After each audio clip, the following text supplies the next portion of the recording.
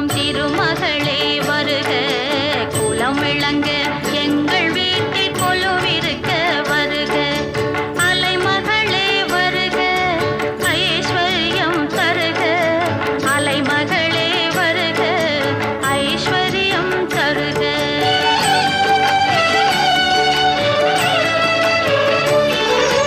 திருவிளக்கை ஏற்றி வைத்தோம் திருமகளே வருக குலம் விளங்க